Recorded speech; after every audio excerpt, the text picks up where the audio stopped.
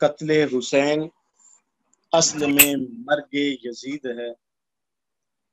قتل حسین اصل میں مرگ یزید ہے، اسلام زندہ ہوتا ہے ہر کربلا کے بعد۔ بسم اللہ الرحمن الرحیم والصلاة والسلام علی رسول اللہ۔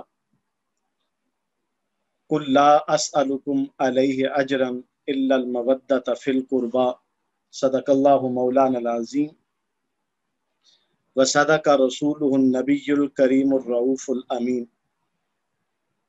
شاہ است حسین بادشاہ است حسین، دین است حسین دین پناہ است حسین، سرداد نہ داد دست در دست یزید، حقا کے بنائے لا الہ است حسین۔ محرم الحرام سیدنا امام علی مقام علیہ السلام کی عشق الہی اور بقائے اسلام کے لیے دی گئی لازوال قربانی سے یہ مہینہ رقم ہے۔ 60 ہجری کے بعد سے لے کر آج تک اور آج سے تا صبح قیامت امام علی مقام سے محبت رکھنے والے، چاہے وہ آپ کی آل سے ہوں یا امت محمدی کا کوئی فرد جو آپ سے عشق و محبت رکھتا ہے، ہر سال محرم کے آنے پر اس کی آنکھیں اشکبار ہو جاتی ہیں۔ اہل اللہ اور صوفیاء کا یہ طور اور طریقہ رہا ہے کہ وہ ہر سال 10 محرم الحرام کو امام علی مقام پر ڈھائے گئے مظالم اور آپ کے ساتھ کیے گئے ظلم اور ستم کو یاد کر کے ان کے دل خون کے آنسو روتے ہیں۔ سیدنا امام علی مقام علیہ السلام، آپ کی پرورش، آپ کی تربیت حضور علیہ السلام کی گود میں ہوئی۔ اللہ کے نبی صلی اللہ تعالی علیہ وسلم ان سے بے پناہ محبت کرتے تھے۔ جس وقت امام علی مقام علیہ السلام کی ولادت 4 ہجری میں آپ کی ولادت ہوئی، حضور علیہ السلام نے خود ان کا نام رکھا اور اللہ کے نبی صلی اللہ تعالی علیہ وسلم نے ان کا عقیقہ خود کیا، اور حضور علیہ السلام ان کے بارے میں ارشاد فرمایا کرتے تھے، حسین منی وانا من حسین، احب اللہ من احب حسین، حسین سبت من الاسباط۔ اللہ کے نبی صلی اللہ تعالی علیہ وسلم فرماتے تھے، حسین مجھ سے ہیں اور میں حسین سے ہوں۔ احب اللہ من احب حسین، اور جو شخص حسین سے محبت کرے گا اللہ تعالیٰ اسے محبت کرے گا۔ حسین میری اولاد میں سے میرے ایک بیٹے ہیں۔ اور سیدنا برا بن عازب رضی اللہ تعالیٰ عنہ سے مروی ہے کہ حضور علیہ السلام نے ارشاد فرمایا، اے اللہ میں ان دونوں سے محبت کرتا ہوں، حسن و حسین سے، تو بھی ان سے محبت فرما۔ حضور علیہ السلام جب بھی کہیں تشریف لے جاتے تو ان شہزادگان کو اپنے سینے سے لگا کر پیار محبت کے بعد پھر حضور علیہ السلام سفر پر روانہ ہوتے۔ ان کے بارے میں حضور علیہ السلام نے ارشاد فرمایا، الحسن والحسین سیدا شباب اہل الجنہ، کہ حسن و حسین نوجوانان جنت کے سردار ہیں۔ حضور علیہ السلام ان کو کئی مرتبہ گود میں لے کر ان کو سونگتے، سینے سے لگا لیتے، فرماتے کہ ان سے جنت کی خوشبو آتی ہے۔ یہ حضور علیہ السلام کے نواسے سیدات النساء العالمین، خاتون جنت سیدہ فاطمہ الزہرا سلام اللہ علیہا کے صاحبزادے اور جناب حیدر کرار رضی اللہ تعالی عنہ کے صاحبزادے لخت جگر ہیں۔ جس وقت حضور علیہ السلام کا وصال ہوا، آپ اس ظاہری دنیا سے پردہ فرما گئے۔ امام علی مقام علیہ السلام کی عمر مبارک 6 برس تھی۔ دور خلافت میں آپ سیدنا علی المرتضیٰ رضی اللہ تعالی عنہ سے تربیت پاتے رہے۔ جنگ جمل، جنگ صفین وغیرہ میں امام علی مقام نے اپنے والد جناب حیدر کرار رضی اللہ تعالی عنہ کے ساتھ مل کر آپ کی اطاعت اور آپ کے ساتھ عملی تعاون کا مظاہرہ کیا۔ جناب حیدر کرار رضی اللہ تعالی عنہ کی شہادت کے بعد جناب حسن علیہ السلام اور جناب حسین علیہ السلام پر بڑا مشکل وقت آیا۔ خلافت کے خاتمے کے بعد جس وقت ملوکیت کا سلسلہ شروع ہوا تو اسلام کی بات نہیں بلکہ ایک بادشاہت کا سلسلہ شروع تھا، اور جس طرح شاہان عالم بعد میں یا پہلے اپنی ریاست کے استحکام کے لیے، اپنی سلطنت کے استحکام کے لیے، اپنی بادشاہت کے استحکام کے لیے ہر قسم کی جنگ لڑائی لڑنے کے لیے تیار رہتے، یہی کام بعد میں آنے والے ملوکیت نے کیا۔ خاص کر یزید بن معاویہ ملعون نے جس وقت وہ تخت نشین ہوا تو اس نے اپنے چچا زاد ولید کو لکھا جو حاکم مدینہ تھا کہ امام حسین علیہ السلام سے میرے حق میں بیعت لیں۔ امام علی مقام جو اس وقت مدینہ میں آپ قیام پذیر تھے، آپ کے جملہ اہل بیت، آپ کے رفقا، آپ کی ہمشیرہ سیدہ زینب سلام اللہ علیہا، آپ مدینہ طیبہ میں آپ قیام پذیر تھے۔ گورنر مدینہ کے، حاکم مدینہ کے اسرار کرنے پر، اس کے جو ہے وہ شدت کرنے پر امام علی مقام اپنے رفقا کے ساتھ مکہ تشریف لے آئے۔ اس اثناء میں کچھ خطوط آپ علیہ السلام کو مدینہ میں موصول ہوئے اور کچھ خطوط جو ہیں وہ سیدنا امام علی مقام کو مکہ میں موصول ہوئے۔ یہ خطوط کوفیوں کی جانب سے لکھے گئے تھے کہ ہم یزید بن معاویہ کے تخت نشین ہونے پر اس کی بیعت کرنے کے لیے تیار نہیں ہیں، بلکہ بعد میں تو یہاں تک لکھا کہ ہم گورنر کوفہ کے پیچھے بھی نماز ادا نہیں کرتے، آپ تشریف لائیں، ہم آپ کی بیعت کریں گے۔ جناب حیدر کرار رضی اللہ تعالیٰ عنہ کے دور خلافت میں امام علی مقام کا وقت کوفہ میں گزرا۔ کوفے کے کچھ لوگوں نے اس وقت جناب حیدر کرار اور امام حسن و حسین علیہ السلام کا ساتھ بھی دیا، لیکن کوفہ کی بدعہدی بے وفائی زمانے میں مشہور تھی۔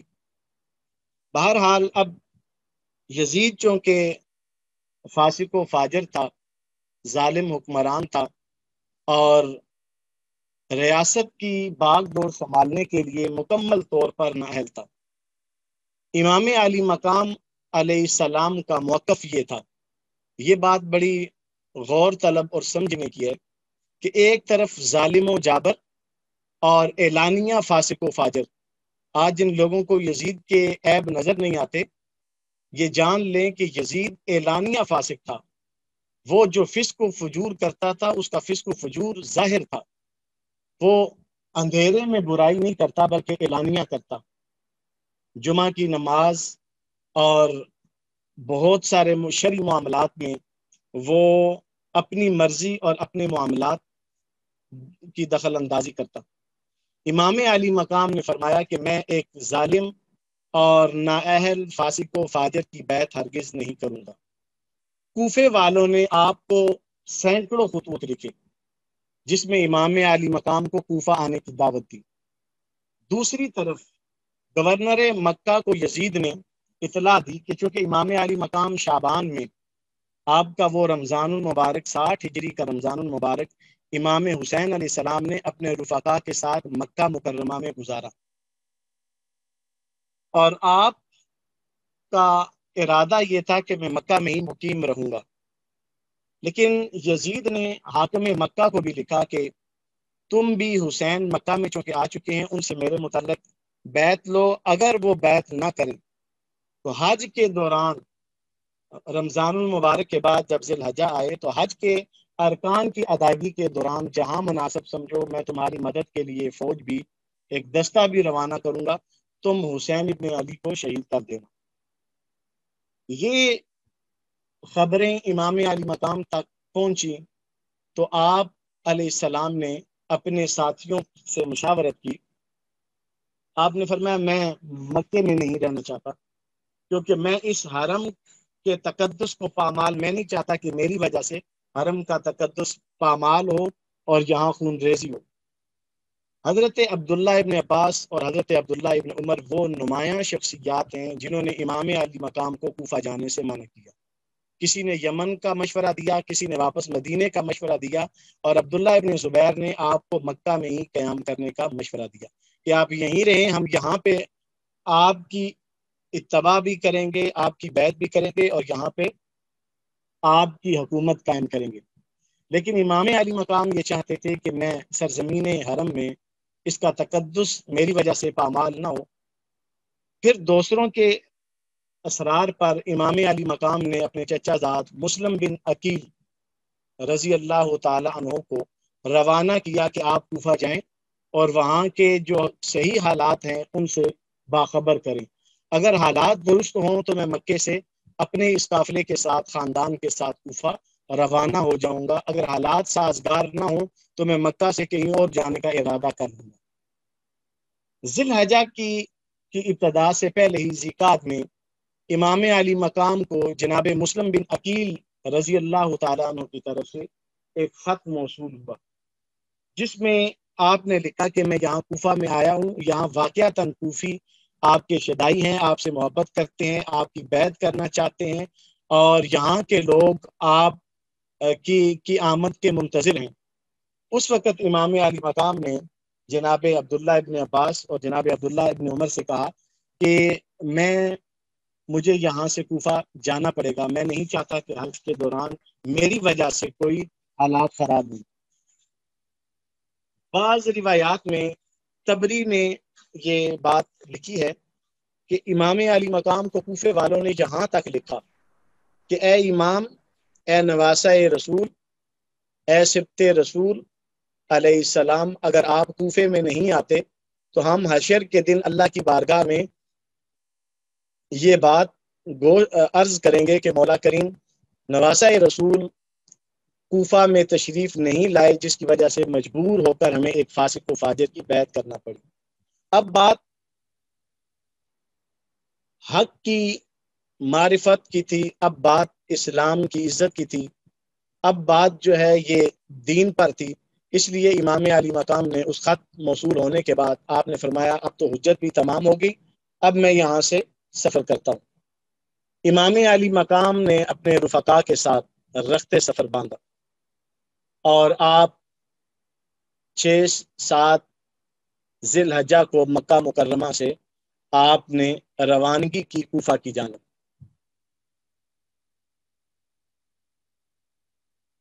کوفہ میں سفر کے دوران امام علی مقام علیہ السلام کی بہت سارے لوگوں سے ملاقات بھی ہوئی، وہ لوگ جو حج کے لیے آ رہے تھے ان لوگوں سے بھی ملاقات ہوئی۔ بہت سارے لوگوں نے امام علی مقام کو یقین دہانی کرائی کہ ہم حج کے ارکان ادا کرنے کے بعد ہم بھی آپ کے پاس کوفہ میں پہنچ جائیں گے۔ امام علی مقام سیدنا مسلم بن عقیل رضی اللہ تعالی عنہ کے خط کے آنے کے بعد آپ نے اپنے رفقا سے مشاورت بھی کی اور ارشاد فرمایا کہ اگر آپ میرے ساتھ چلنا چاہیں تو چلیں اور اگر رکنا چاہیں تو آپ رک سکتے ہیں۔ لیکن تمام رفقا، تمام اہل خانہ، تمام افراد آپ کے ساتھ جانے کے لیے تیار تھے۔ جب امام علی مقام کوفہ کے راستے پر تھے، اس سفر کے دوران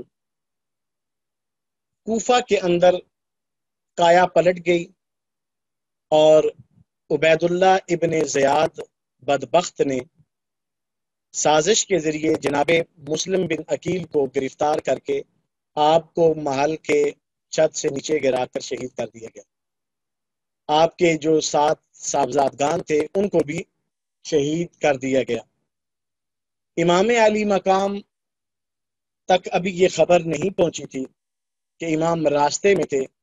دوسری طرف عبید اللہ ابن زیاد نے حر بن یزید کو 1000 سپاہ کا لشکر دے کر، افراد کا لشکر دے کر روانہ کیا کہ تم جاؤ اور حسین ابن علی جہاں ملے انہیں گرفتار کر کے میرے پاس لے کر آؤ۔ یہ جو حر بن یزید ہیں یہ کوفہ کے رہنے والے تھے اور فوج میں ایک بڑا عہدہ بھی تھا ان کا، اور یہ اب حضرت جناب حیدر کرار رضی اللہ تعالیٰ عنہ کے دور میں آپ کے جانثار، آپ کے وفادار ساتھیوں میں رہ چکے تھے۔ حر بن یزید امام علی مقام سے اہل بیت سے سچی محبت کرتے تھے۔ ان کے علم میں صرف یہ بات تھی کہ میں نے امام علی مقام کو عبید اللہ ابن زیاد سے ملاقات کروانی ہے اور آپ کو یہاں لے کر آنا ہے۔ حر بن یزید جس وقت امام علی مقام سے راستے میں ملے اور آپ کو روکا تو آپ سے گفتگو کی، امام علی مقام سے کہنے لگے کہ آپ میرے ساتھ چلیں عبید اللہ ابن زیاد کے پاس، وہ آپ کو بلاتا ہے۔ اور امام علی مقام نے ارشاد فرمایا کہ میں نہ تو ابن زیاد کے پاس جاتا ہوں اور نہ ہی میں یزید کے پاس جاتا ہوں۔ آپ نے ارشاد فرمایا میں کوفے والوں کے پاس جا رہا ہوں اور کوفے والوں نے مجھے دعوت دی ہے اور میری بیعت کے لیے تیار ہیں۔ حر بن یزید نے امام علی مقام سے گزارش کی کہ پھر ٹھیک ہے آپ رات کے پچھلے پہر نکل جائیے گا، کیونکہ اگر دن کی روشنی میں آپ نکلیں گے تو میں تو گورنر کی طرف سے مامور ہوں کہ آپ کو اس کے پاس لے کر جاؤں۔ بڑا ایک پریشان کن تکلیف دہ مرحلہ معصوم بچوں شہزادوں کے ساتھ اور نہتے افراد کے ساتھ اور عفت مآب اور عصمت مآب خواتین کے ساتھ امام علی مقام کوفہ روانہ ہو رہے تھے۔ امام علی مقام کسی جنگ کی غرض سے، کسی قتال کی غرض سے ساز و سامان یا اسلحہ سے لیس ہو کر نہیں جا رہے تھے۔ اس نہتے قافلے کو بھی ظالموں نے جا بجا روکا۔ رات کی تاریکی میں جب امام علی مقام ذو حسن سے چلے آگے بڑھے تو 4000 افراد کا لشکر عبید اللہ ابن زیاد نے بعد میں امام علی مقام کو گرفتار کرنے کے لیے بھیجا۔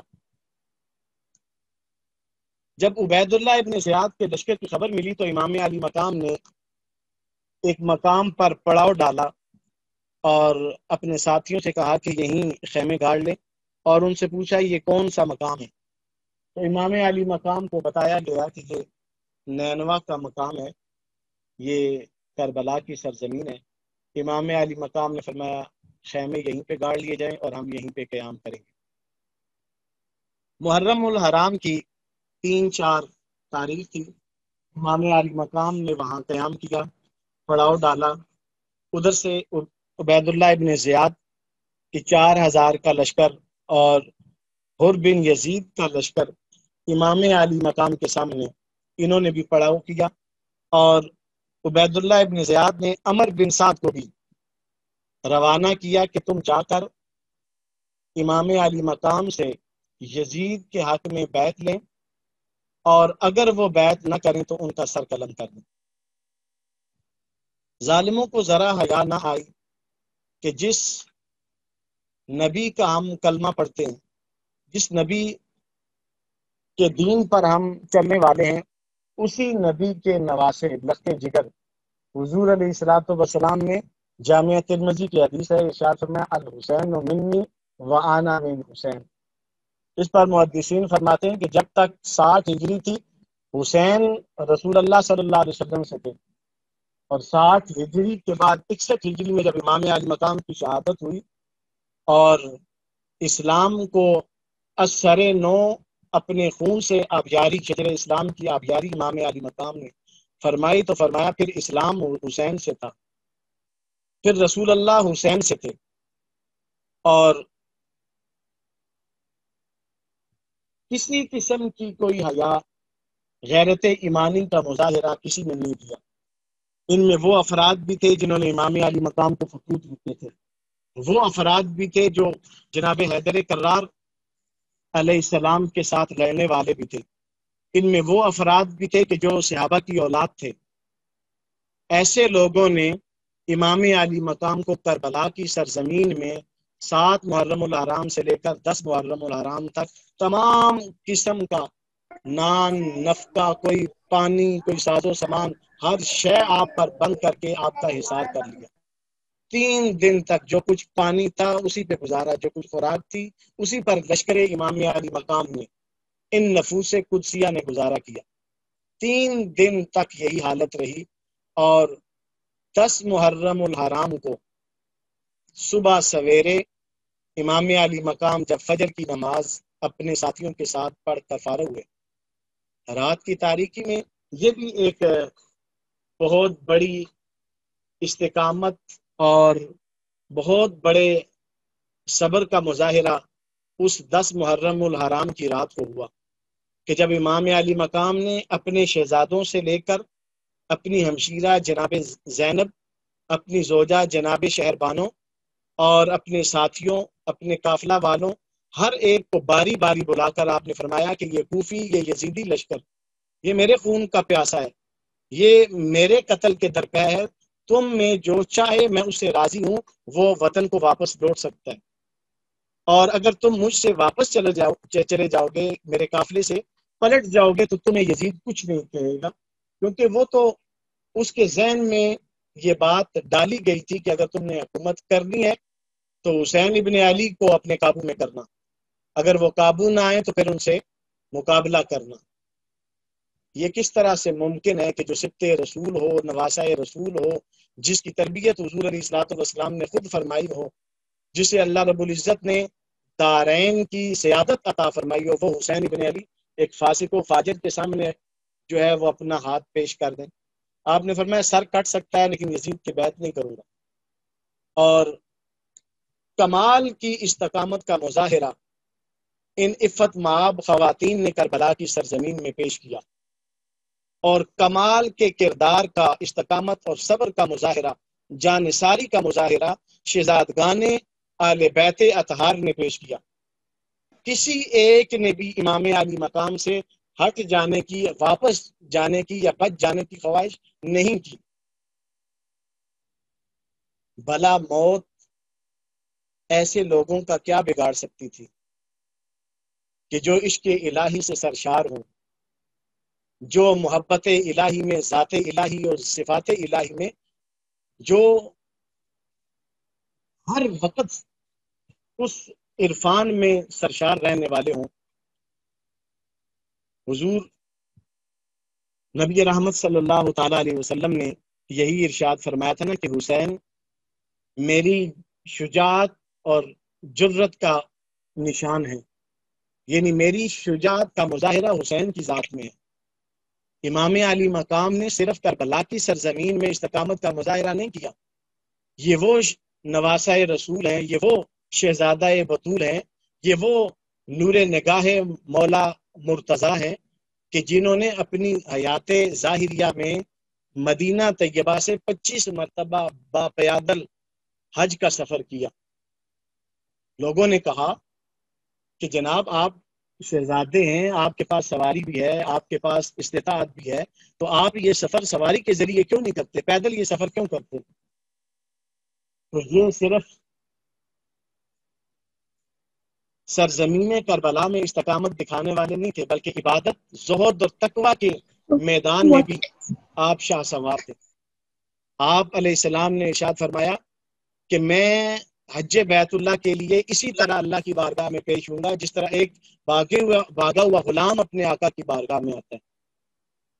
تو اس کمال کا زہد تھا، اس درجے کا تقویٰ تھا کہ زندگی بھر آپ نے ہمیشہ عبادت و ریاضت ہو، ہمیشہ آپ نے صبر و استقامت کا مظاہرہ فرمایا.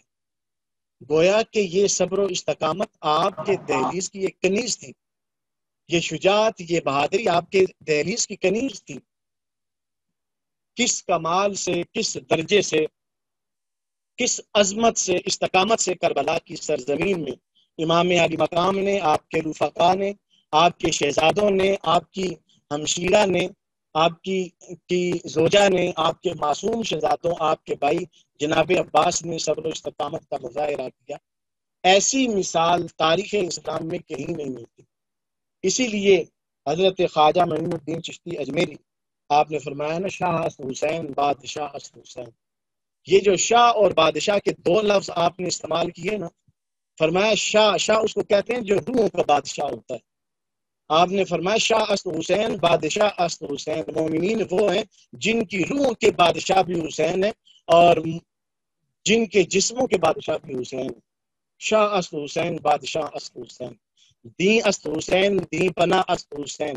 محبت کی دنیا میں ہمارا کعبہ و قبلہ حسین کی ذات ہے.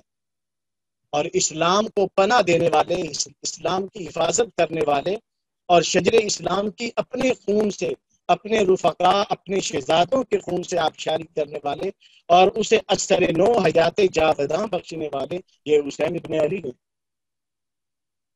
سر داد نہ داد دست در دست یزید. سر دے دیا لیکن ہاتھ یزید کے ہاتھ میں نہیں دیا. جو ذات اقدس خود حضرت صلی اللہ علیہ وسلم کی بارگاہ میں بیعت ہو چکی ہو، وہ اس بیعت کا سودا یزید کے سامنے کیسے کر سکتے تھے؟ تو فرمایا سر داد نہ داد دست در دست یزید. ہاتھ نہیں دیا یزید کے ہاتھ میں، سر دے دیا. حقہ کے بنا لا الہ حسین. آج لوگ کہتے ہیں کہ اسلام کی بنا، لا الہ کی بنا کیسے حسین میں ڈالیں؟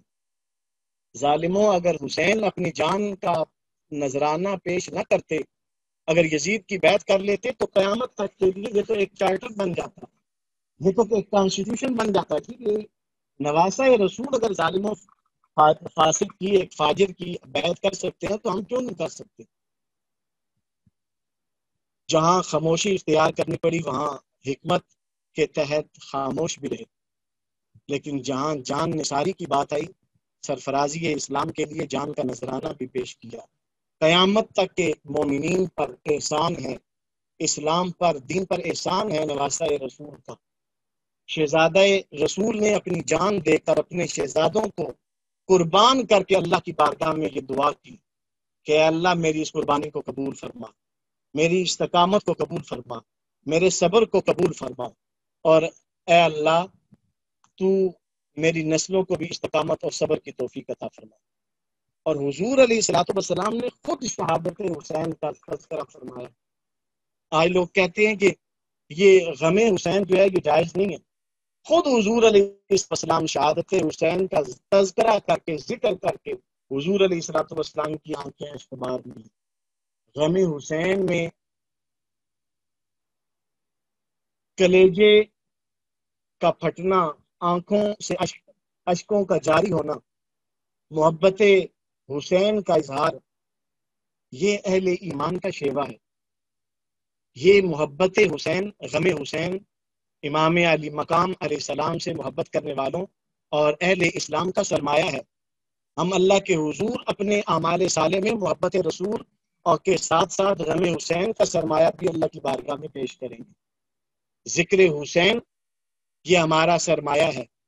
اپنی نسلوں کو امام علی مقام کی اس قربانی، لازوال قربانی اور آپ کے اس شہادت اور استقامت سے آگاہ کریں. انہیں ہر سال محرم الحرام میں اس واقعہ کربلا کو تازہ کر کے بتائیں کہ یہ اس واقعے کی اہمیت کیا ہے. محمد علی جوہر نے، جو حریت کے مجاہد رہے ہیں، محمد علی جوہر نے کیا خوبصورت کہا تھا کہ قتل حسین اصل میں مرگ یزید ہے. امام علی مقام کی شہادت اصل میں یزید کی اپنی موت ہے. یزید 2-3 سالوں میں کربلا کے واقعے کے سانحہ کے بعد 2-3 سال سے زائد نہ جی سکا. وہ واصل فی النار ہوا، اس کا تشخص مٹا، اس کی ریاست مٹی، سلطنت مٹی، اس کا نام مٹا، اس کی عزت خاک میں مٹی۔ تو اسی لیے محمد علی جوہر نے کہا نا، قتل حسین اصل میں مرگ یزید ہے، اسلام زندہ ہوتا ہے ہر کربلا کے بعد۔ اسلام کی حیات جاویداں کی تاریخ رقم ہوتی ہے واقعہ کربلا کے بعد، ثانیہ کربلا کے بعد۔ تو جس طرح امام علی مقام خود صبر و استقلال کا پہاڑ بنے رہے، آپ کے شہزادے، آپ کے بھانجے بھتیجے، آپ کے بھائی، آپ کی بہن، سب نے اس صبر و استقامت میں آپ کا ساتھ دیا، آپ کا حوصلہ، آپ کی ڈھارس بندائی، آپ کے ساتھ ٹھہرے رہے، آپ کے ساتھ استقامت کا مظاہرہ کیا، بھوک پیاس برداشت کی، لیکن کسی ایک نے بھی واپس پلٹنے کا نہ تو نام لیا، نہ ارادے کا اظہار کیا۔ 10 محرم الحرام کو جس وقت دشمن کی طرف سے پہلا تیر چلا اور باقاعدہ جنگ کا اعلان ہوا، تو سب سے پہلے وہ ازلی و ابدی شکی، وہ بدبخت ظالم عمر ابن سعد، جس نے پہلا تیر اس معصوم قافلے کی جانب اور امام علی مقام کے خیمے کی جانب پھینکا، وہ عمر بن سعد تھا۔ اور اس کے بعد جنگ کا نکارہ بجا اور باقاعدہ جنگ کا آغاز ہوا۔ حر بن یزید، ان کے بیٹے اور ان کا ایک غلام، یہ تینوں یزیدی لشکر سے نکل کر امام علی مقام کے قدموں میں حاضر ہوئے، امام سے معافی مانگی اور اپنی شفاعت اور سفارش کے لیے امام کی بارگاہ میں گزارش کی کہ کیا میں آپ کے قدموں پر اپنی جان کو نثار کر دوں تو کیا اللہ مجھ سے راضی ہو جائے گا، اللہ کا رسول مجھ سے راضی ہو جائے گا؟ امام علی مقام نے فرمایا اللہ اور اس کا رسول تجھ سے راضی ہے۔ حر بن یزید کی شہادت کے بعد ان کے بیٹے، ان کے غلام شہید ہوئے، یہ سلسلہ چلتا گیا۔ امام علی مقام کے غلام، آپ کے ساتھی رفقا شہید ہوئے، پھر امام کے شہزادے شہید ہوئے، امام کے بانجے اون و محمد شہید ہوئے، حضرت سیدہ شہر بانو سلام اللہ علیہ، اللہ کریم ان کی تربت پر انوار پر اپنی کروڑ ہار رحمتوں اور برکتوں کا نزول فرمائے، جنہوں نے اسلام کی بقا کے لیے اپنی 6 ماہ کی کلی کو بھی قربان کر دیا۔ امام علی مقام سے کہنے لگیں کہ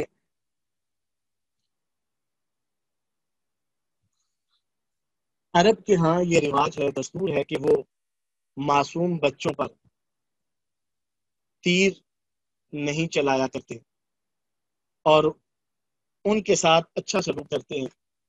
آپ شہزادہ علی اصغر کو اپنے ہاتھوں پر اٹھا کر لے جائیں اور یزیدی لشکر سے کہیں کہ یہ جس قدر شدت پیاس میں ہیں انہیں پانی پلا دیں، بے شک ہمیں پانی نہ دیں۔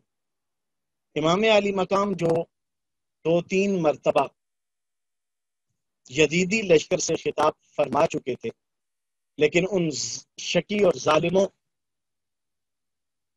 کے دل ذرا بھی نہ نرم ہوئے۔ جس وقت امام علی مقام نے تمام حجت کے لیے شہزادہ علی اصغر کو لے کر یزیدی لشکر کے سامنے گئے اور آپ نے ارشاد فرمایا کہ دیکھو تمہاری دشمنی مجھ سے ہے اور میں تمہارا مقابلہ بھی کر رہا ہوں، اس معصوم نے تمہارا کیا بگاڑا ہے اور اس کی زندگی، اس معصوم سے تمہاری حکومت کو کیا خطرہ ہے؟ تم اگر مجھے پانی پلانے کے لیے نہیں دیتے تو تم خود اس کے حلق میں پانی ڈال دو، اور میں وعدہ کرتا ہوں جو علی اصغر کی پیاس بجھائے گا میں قیامت کے دن ساتھی کوثر سے کہہ کر اسے جامع کوثر سے سیراب کروں گا۔ لیکن اللہ کے کچھ فیصلے، کچھ چیزیں مقدر ہیں جو بدلتی نہیں ہیں۔ لا تبدیل لکلمات اللہ، اللہ تعالیٰ فرماتا فی قلوبہم مرض فزادہم اللہ مرضا، جن کے دل نفاق سے اور بغض حسین سے اٹ چکے تھے، اللہ تعالیٰ نے ان کے دلوں میں اس نفاق کو کم نہیں کیا بلکہ اضافہ کیا، اور وہ بدبخت اسی طرح جمے رہے، ڈٹے رہے، بلکہ حرملہ لعین مردود نے ایک تیر کھینچ کے جو مارا تو وہ امام شہزادہ علی اصغر کے حلق میں پیوست ہو کر امام علی مقام کی کلائی میں سے نکل گیا۔ امام علی مقام نے وہ تیر کھینچا اور جو ہی خون کا فوارہ حلق علی اصغر سے بلند ہوا تو آپ نے آسمان کی جانب سر اٹھا کر فرمایا، اے اللہ، میری جانب سے علی اصغر کی قربانی بھی قبول فرما۔ کیسا سخت امتحان تھا، کیسی مشکل گھڑی تھی۔ لوگ تو اپنے لیے، بچوں کے لیے حلال اور حرام کمانے سے بھی گریز نہیں کرتے، لیکن امام علی مقام نے حق کے لیے اور سچ کی سربلندی کے لیے کس طرح سے قربانیاں اللہ کی بارگاہ میں پیش کی۔ امام علی مقام نے واحد جناب علی اصغر کی لاشائے اقدس ہے کہ جن کی کربلا میں خود اپنی تلوار سے گڑھا کھود کر آپ کو دفن کیا، کہ آپ کو معلوم تھا کہ جب میں بھی شہید ہو جاؤں گا تو اس وقت شہدائے کربلا کے لاشوں پر یہ یزیدی فوج جب اپنے گھوڑے دوڑائے گی تو میرے ننھے علی اصغر کا کیا حال ہوگا۔ وہ جوان علی اکبر تو ان کا لاشا تو گھوڑوں کی ٹاپوں کو، قدموں کو برداشت کر لے گا، لیکن علی اصغر نہیں برداشت کریں گے۔ امام علی مقام نے اپنے ہاتھوں سے ان کی تدفین فرمائی اور جناب شہربانوں سے کہنے لگے، لو تمہارا شہزادہ اب پیاس سے پانی نہیں مانگے گا۔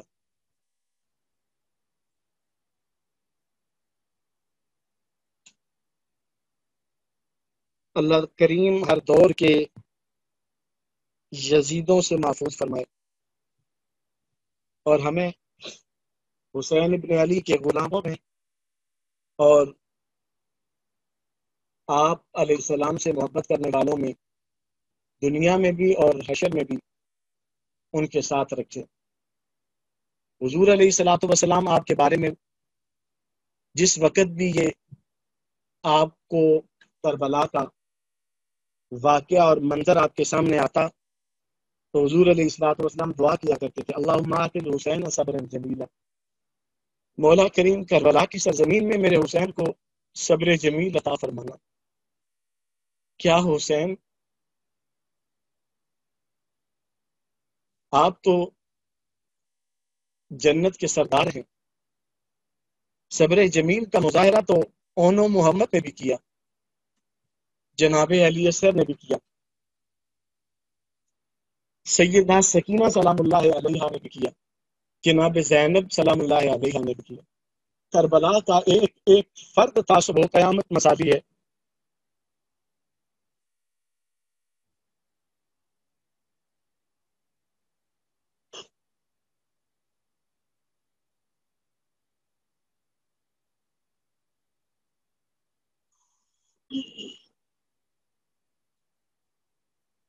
اہل بیت پاک سے گستاخیاں بے باکیاں،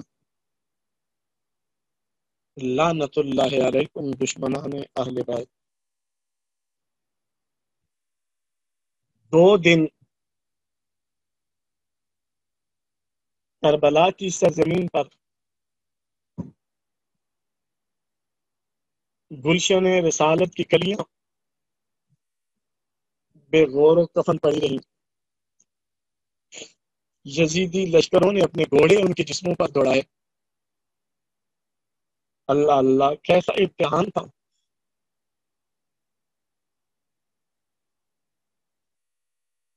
کیسی عظیم آزمائش تھی جس سے یہ گلشن رسول کی مہکتی کلیاں گزری۔ چشم فلک نے سیدنا اسماعیل کی قربانی کا منظر بھی دیکھا ہوگا،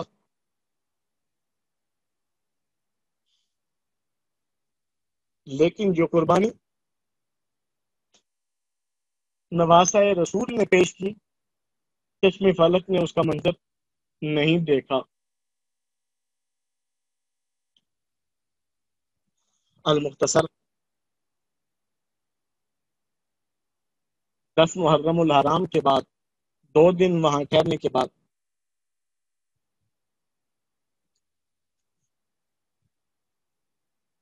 امام علی مقام علیہ السلام کے سر اقدس کو نیزے پہ بلند کر کے، دیگر شہداء کے سروں کو نیزے پہ بلند کر کے، ان پاک باز اور عفت مآب خواتین کے قافلے کے آگے آگے یہ قافلہ روانہ کر کے کوفہ میں عبید اللہ ابن زیاد کے پاس لے جایا گیا۔ یہ قافلہ جب اس کے دربار میں پہنچا تو اس بدبخت نے بھی ان کے ساتھ نامناسب سلوک کیا اور پھر انہیں قیدی بنا کر وہ عفت مآب ہستیاں خواتین کے چشم فلک نے بھی کبھی ان کے سروں کو نہیں دیکھا، جنہیں سوار کر کے کوفہ، دمشق اور شام کے بازاروں اور گلیوں سے گزارا گیا۔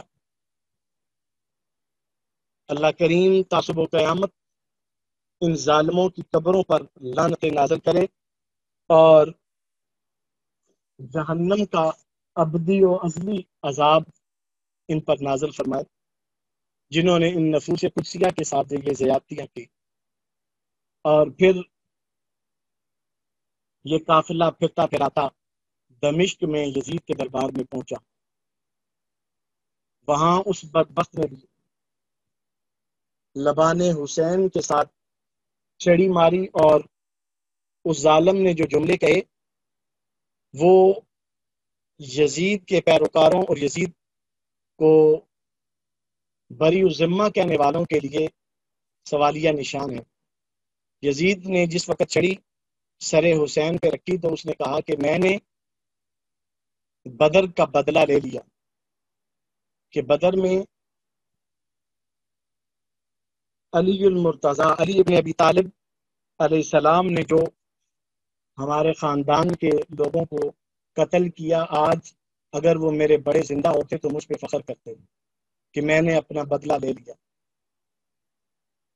ظالموں، یہ بدبخت، اس کی ملوکیت، اس کی بادشاہت صرف اور صرف جو ہے وہ نواسہ رسول سے بدلہ لینے کے لیے تھی، اور اس نے امام علی مقام کے لبان اقدس پر بھی چھڑی ماری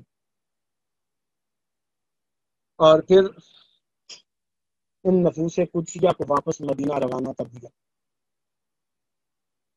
1 سال بعد مدینہ طیبہ پر اس نے حملہ کروایا اور 3 دن تک روزہ رسول پر نہ امامت ہو سکی، نہ نماز اذان ہو سکی۔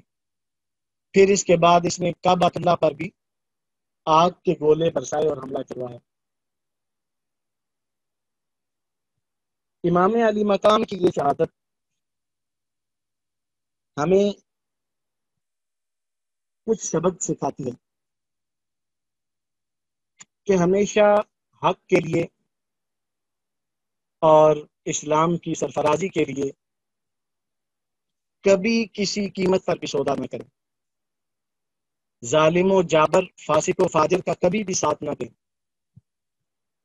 امام علی مقام کے شہزادوں نے اور آپ کی عفت مآب خواتین نے جنہوں نے صبر و استقامت کا مظاہرہ کیا، آپ کے خامن جناب زینب سلام اللہ علیہا کے خامن مدینہ میں تھے، لیکن جناب حیدر کرار نے اپنے شہادت سے قبل انہیں کہا تھا کہ حسین جب بھی سفر کریں کربلا کی جانب تو زینب کو ان کے ساتھ جانے سے نہ روکنا۔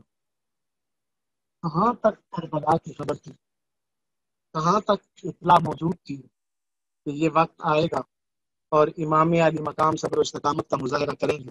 اسی لیے حضور علیہ الصلوۃ والسلام نے دعا کی تھی، اللہم آت الحسین صبرا جمیلا، مولا کریم اس مشکل گھڑی میں، مصیبت کے وقت میرے حسین کو صبر جمیل عطا فرمانا۔